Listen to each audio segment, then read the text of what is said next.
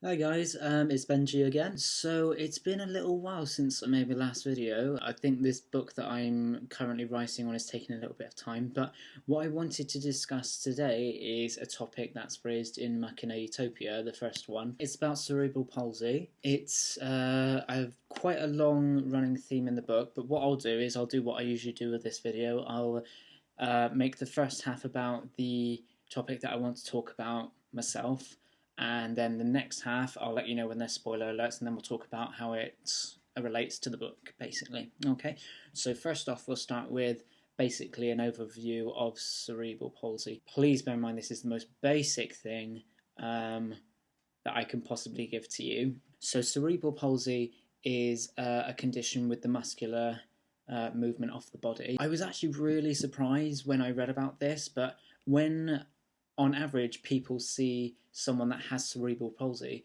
they actually believe it's something to do with the mind or the psyche or the psychology or like mental health.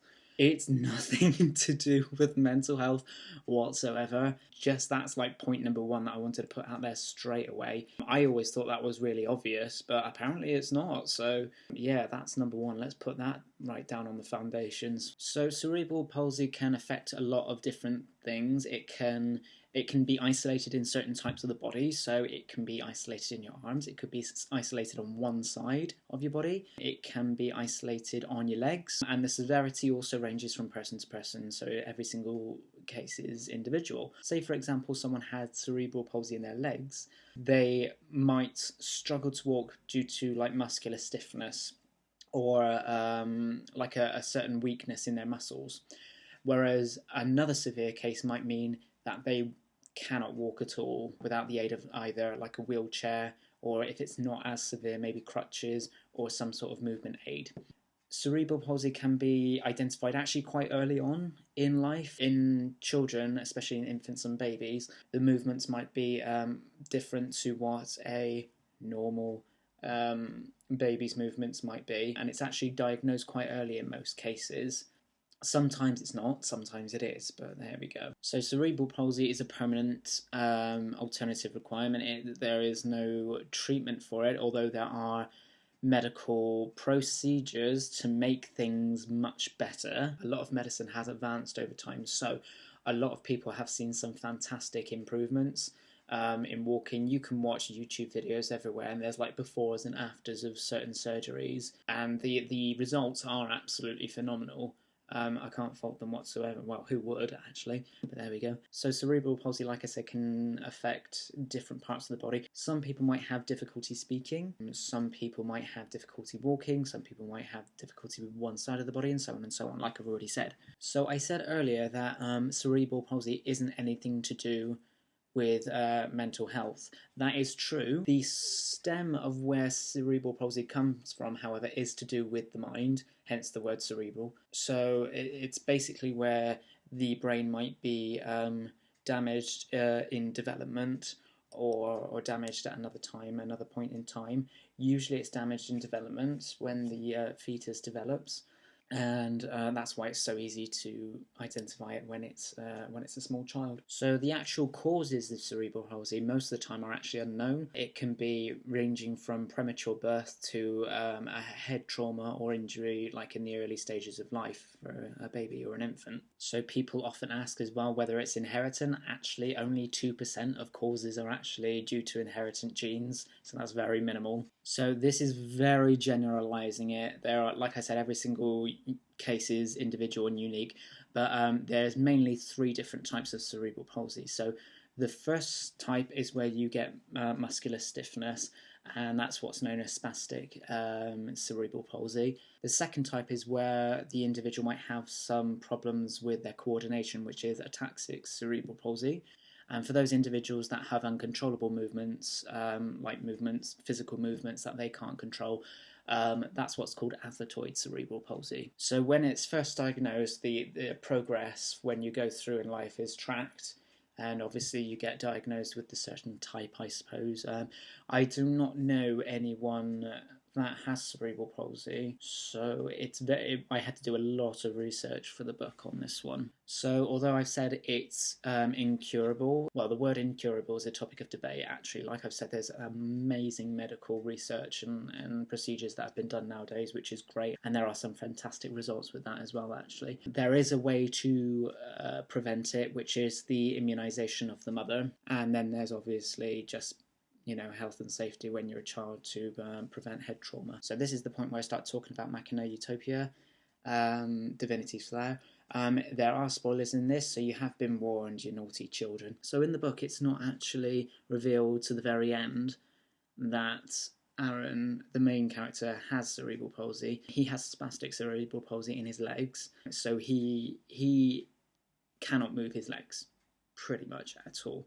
Obviously, being in the future, in the 28th century, there are what he calls his mech supports, which are basically essentially mechanical legs on the side of his legs that work for him. They're made out of organic metal and organic plastic. So in the first half of the book, obviously, you see Aaron very capable of doing everything. He can run, he can fight, he can jump, he can climb, he can do everything. There are points at the beginning of the book where you do see his vulnerable side, which are when his mech supports are inactive. Obviously, they're not resistant to water, full submersion, that is, and he hates it. He absolutely hates it. It's a very touchy subject for Aaron, because he always wants to be the best he can possibly be, and he sees his cerebral palsy as a weakness. Not that he should, obviously, that comes to a different topic. When, of course, he comes into Dorvale, that is when he has no mech supports at all.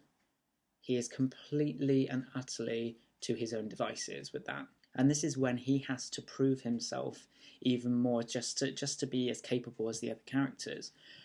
I actually argue that Aaron is the most capable character of all, even with cerebral palsy. So this might be a shock to you, not, but I don't see cerebral palsy as a weakness or a hindrance or anything like that. I do not mean that in an offensive way at all. If I had someone here that had cerebral palsy and they said, "You're telling me this is not a hindrance," that would be extremely offensive.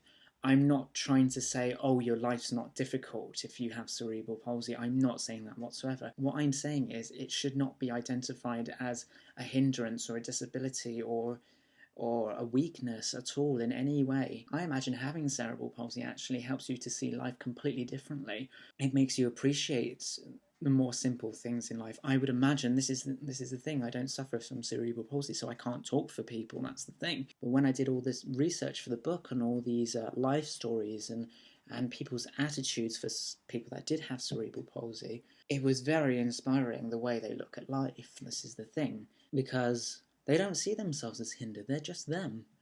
And Aaron's just Aaron. And that's how I wanted it to be. Half the time when I was writing the book, I actually kept forgetting that he had cerebral palsy. So I think there was multiple times where I was just like, oh yes, and the party got off of their bikes. Aaron got off of his bike and walked towards the sand dunes. And then I was just like, oh wait, no. It's not something I really focus too heavily on in the books, to be honest. It's not every single other page isn't Aaron can't walk, Aaron can't walk, Aaron can't walk, Aaron can't walk. It's not like that. Sure, there are points where it does focus on it, but it does it in the way that it focuses on Aaron's struggles. And I want to go as far deep into Aaron's character as I possibly can. He's the lead character after all. So I'm sure people are asking, why, if it's so in the future that they have these amazing advances in medicine and everything's curable, does Aaron have cerebral palsy? Shouldn't they have wiped it out by then? My answer is no.